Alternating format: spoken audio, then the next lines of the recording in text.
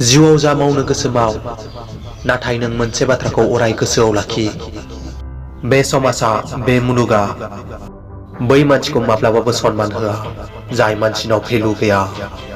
लोगोआनो जा, नोंनि रिलेटिभआनो जा, बै मानसिखौसो सनमान होयो जाय मानसिया साक्सेस एबा रां रुफा गोनां। बे जिउआ नोंनि, बेखौ भेलु गोनां आरो समायना खालामनायनि बिबाना नोंनिनो।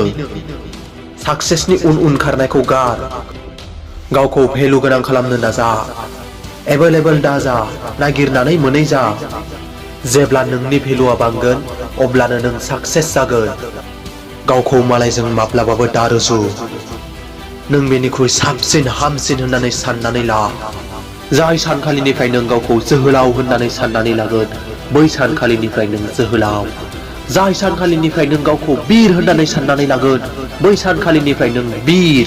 जाय सानखालिनिफ्राय नों गावखौ विनार होननानै साननानै लागोन, बै सानखालिनिफ्राय नों विनार।